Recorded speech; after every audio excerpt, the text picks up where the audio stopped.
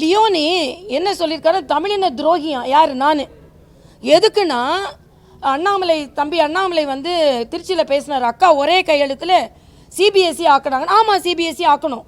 அதுக்கு தர்மேந்திர பிரதான் எனக்கு ஒரு பாராட்டு கடிதம் அனுப்பிச்சிருந்தார். ஏன்னா அனைத்து குழந்தைகளுக்கும் நல்ல கல்வி கிடைக்க வேண்டும் என்று. உடனே தமிழை அழிக்கிறார்கள், சிபிஎஸ்சி ஆக்கணும் மூதொன்று இல்லை. தமிழ் பரீட்சை 5000 குழந்தைகள் எழுதி முடிச்சிருக்காங்க. 10ஆவதுல புதுச்சேரியில் 2ஆம் தேதி +2ல் தமிழ் பரீட்சை எழுதுகிறாங்க, சிபிஎஸ்சி படிக்கிற குழந்தைங்க. ஆமாம், அனைத்து குழந்தைங்களும் இங்கே பணக்கார பிள்ளைங்க மட்டும் சிபிஎஸ்சி வேணுன்றது தமிழ்நாட்டோட கொள்கை. பிஜேபி கூட்டணியாக ஆளுகின்ற பாண்டிச்சேரியில் அனைவருக்கும் நல்ல கல்வி கிடைக்க வேண்டும் என்று சிபிஎஸ்சியாக இருக்கிறோம். 10ஆவது 11 12ஆவது பரீட்சை சிபிஎஸ்சியில் எழுதியிருக்காங்க. ஆனால் தமிழில் எழுதியிருக்காங்க. தமிழ் அங்கே நீக்கப்படவில்லை. நான் ஸ்டாலின் அவர்கிட்ட ஒன்று கேட்குறேன், தகுதியானவர்களை தயவு செய்து தகுதியான நிறுவனங்களுக்கு நியமிங்கள். லியோனி சொல்கிறாரு, நான் தமிழின துரோகியான். எதுக்கு? சாமானிய குழந்தைகள் சிபிஎஸ்சி படிக்கலான்னு சொன்னதுக்கு நான் தமிழின துரோகினா, பணக்கார குழந்தைகளுக்கு சிபிஎஸ்சி பள்ளிக்கூடம் நடத்தி கொண்டிருக்கின்ற ஸ்டாலினின் மகள் தமிழின துரோகியா? அப்போ சிபிஎஸ்சி பள்ளி நடத்தி கொண்டிருக்கின்ற அனைத்து அமைச்சர்களும் தமிழின துரோகிகள் என்று ஒத்துக்கொள்ளுங்கள். நாங்கள் தமிழ் அங்கே எடுக்கலை. இன்னொன்று லியோனி சொல்கிறாரு, புதுச்சேரியில் தமிழ்நாடு பாட புத்தகத்தை வாங்கிக்கிட்டு இருந்தாங்க, இப்போ வாங்கலை. அவர் நிறுவனத்தில் என்ன நடக்குதுன்னு அவருக்கு தெரியல. இன்றைக்கி கூட புதுச்சேரியில் தமிழ் பாடத்திட்டத்திற்கான நூலை தமிழ்நாட்டில் தான் வாங்கி கொண்டு இருக்கிறோம். மற்ற பாடத்திற்கு தான் சிபிஎஸ்சி பாடத்திட்டம். அது மட்டுமல்ல, அடுத்த வருஷத்துலேருந்து சிபிஎஸ்சியே தமிழ் வழி பள்ளிக்கூடத்திற்கு ஏற்பாடு செய்து அதற்கான பாட நூலை தயாரித்து கொண்டிருக்கிறார்கள். ஸ்டாலின் இவ்வளோ பேசுகிறீங்களே, மரியாதைக்குரிய அமித்ஷா அவர்கள் கேட்டாங்களே, நீங்கள் உயர்கல்வி தொழிற்கல்வியை தமிழில் கொண்டு வந்திருக்கீங்களா? கொண்டு வரலை. நீட்டை தமிழில் எழுதலான்னு சொன்னோம், எத்தனை பேர் எழுதுகிறாங்க? தமிழில் பொறியியல் கல்லூரி எத்தனை நடந்து கொண்டு இருக்கிறது?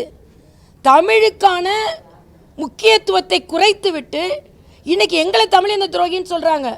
நான் தமிழின துரோகியாக இருப்பதற்கு வாய்ப்பே இல்லை. ஏனென்றால் நாங்கள் தமிழ் ரத்தம் தான் எங்கள்கிட்டையும் ஓடிக்கொண்டு இருக்கிறது. இன்னைக்கு மும்மொழி என்று நாங்கள் சொல்வது தமிழ் மொழியை 5வது வரை படியுங்கள் என்று சொல்வதற்குத்தான். ஒரு மொழியை படிக்கிறோம் என்று சொல்லுவோன்னு தமிழ் மொழியை விளக்குவதற்கு இல்லை.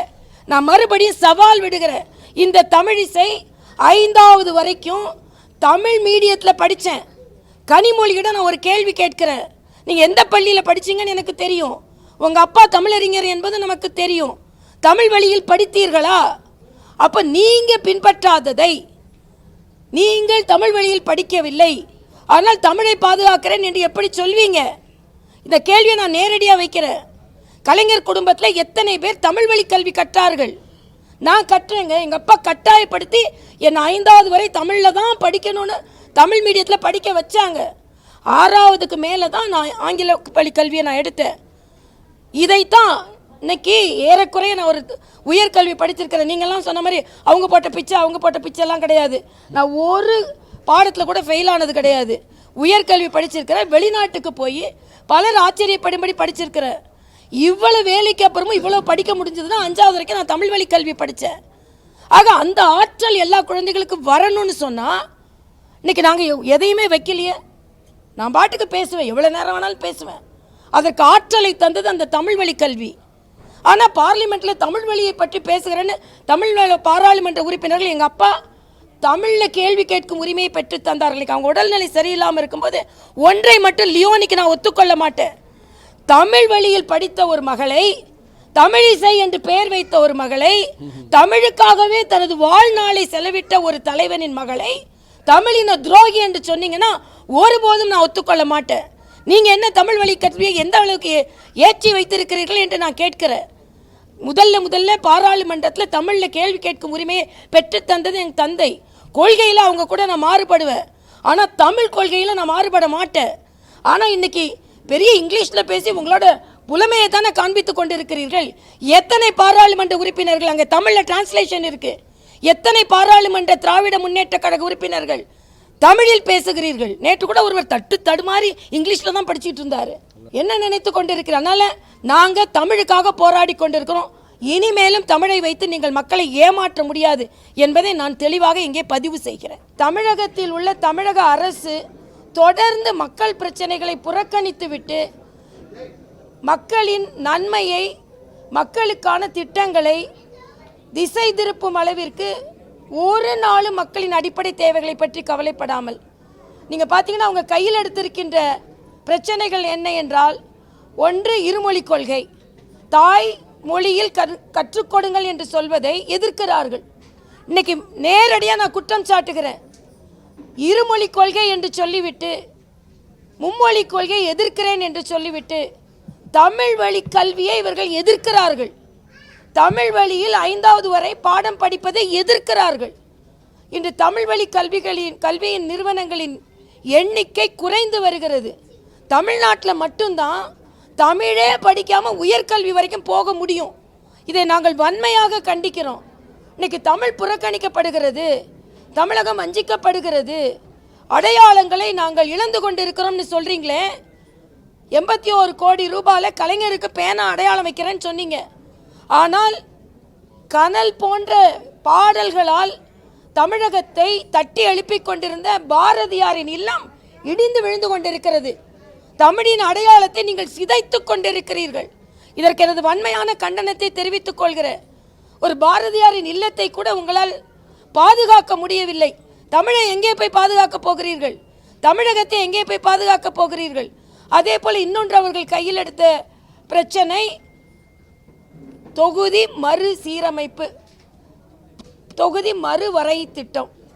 இது இன்னைக்கு அறிவிக்கவே படலை, அதை பற்றி பேசவும் படலை. ஆனால் அதுக்கு ஒரு பெரிய கூட்டம். அந்த கூட்டத்தில் நான் சொன்னதை மாதிரி எல்லா பெரிய தலைவர்களும் ஒதுக்கி வச்சுட்டு கூட்டத்தை நடத்தியது ஸ்டாலின். அதில் பிரசன்ட் பண்ணது உதயநிதி ஸ்டாலின். தீர்மானங்களை நிறைவேற்றியது கனிமொழி கருணாநிதி. ஆக இந்த ஒரு குடும்பத்துக்காக ஒரு கூட்டம். ரேவந்த் ரெட்டி அடுத்த கூட்டத்தை நான் ஹைதராபாத்தில் நடத்த போகிறேன்னு சொல்கிறாரு. ஏற்கனவே அவங்க தோற்று போய் கொண்டிருக்கிறார்கள். கடைசி அத்தியாயத்தை காங்கிரஸ் ஹைதராபாத்தில் எழுதிரும். இன்றைக்கி வக்கு வாரிய எதிர்ப்பு மசோதாவை இன்று எடுத்து வந்திருக்கிறார்கள். அது ஏற்கனவே அதற்கு கூட்டுக்குழு அமைத்து அதிகாரப்பூர்வ ஜனநாயக முறைப்படி அதற்கான வழிமுறைகள் நடைமுறைப்படுத்தப்பட்டு, இது மதம் சார்ந்தது அல்ல, சாமானிய மக்களின் நிலம் சார்ந்தது, சாமானிய மக்களின் உரிமை சார்ந்தது. மதத்தின் பெயரால் நடைபெறும் நடைமுறை வழிமுறைகளை வழிப்படுத்துவதற்கும் நெறிப்படுத்துவதற்கும் ஏற்படுத்தப்பட்ட இந்த சட்டத்தை ஏதோ சிறுபான்மையினருக்கு எதிரான சட்டம் போல இன்னைக்கு நீங்கள் சொல்லி கொண்டிருக்கிறீர்கள். இன்னைக்கு தமிழ்நாட்டில் உள்ள கோயிலில் உள்ள தங்கத்தெல்லாம் உருக்கியாச்சு, உண்டியெல்லாம் எடுத்தாச்சு. ஆனால் இன்னைக்கு நீங்கள் மதச்சார்பின்மையாளர்களாக பேசி கொண்டிருக்கிறீர்கள். இன்னைக்கு சட்டமன்றத்தில் பேசுகிறார், எல்லா மதத்தையும் நாங்கள் ஒன்றாக பாவிப்போம் என்று. அப்படி என்றால் ஏன் இந்து மத விழாக்களுக்கு நீங்கள் ஒரு வாழ்த்து சொல்ல மறுக்கிறீர்கள்? இப்போ என்ன சமமாக நடத்துகிறீங்க? அப்போ இன்னைக்கு வந்த மசோதா உட்பட மக்களின் எண்ணத்தை திசை திருப்புவதற்காகத்தான் இன்னைக்கு ஜாக்டோஜியோ ஆர்ப்பாட்டம் செய்து கொண்டிருக்கிறாங்க. பால் முகவர்கள் அவர்களுக்கான பணம் இன்னும் கொடுக்கப்படலை என்று சொல்லி கொண்டிருக்கிறார்கள். இன்னைக்கு கொள்ளை எல்லா இடத்திலும் நடந்து கொண்டிருக்கிறது. என்கவுண்டர் நடத்த வேண்டிய சூழ்நிலையில் இன்னைக்கு தமிழகம் இருந்து கொண்டிருக்கிறது. என்ன பாதுகாப்பு மக்களுக்கு கொடுத்து கொண்டிருக்கிறீர்கள்? என்ன முன்னெச்சரிக்கை நடவடிக்கைகள் நடந்து கொண்டிருக்கிறது? அதனால் இன்னைக்கு மக்களின் கவனத்தை திசை திருப்பி கொண்டிருக்கிறீர்கள். எந்த விதத்திலும் சமீபத்தில் அவங்க கையில் எடுத்த பிரச்சனைகள் எதுவாக இருந்தாலும் எதுவுமே அடிப்படை மக்களுக்கான தேவையான பிரச்சனை இல்லை. உணவு பிரச்சனையை விட்டுவிட்டு உணர்வு பிரச்சனையை எடுத்துக்கொண்டிருக்கிறார்கள். மத பிரச்சனையை கிளர்ந்து எழுவதற்கு மத பிரிவினை ஏற்படுத்தி கொண்டிருக்கிறார்கள். நாங்களும் எல்லா சிறுபான்மை மக்களுக்கு அன்பை செலுத்துவதற்கு நாங்கள் இன்னைக்கு இஃப்தார் நோன்பு நடத்தினோம். எல்லாரும் கலந்து கொண்டார்கள்.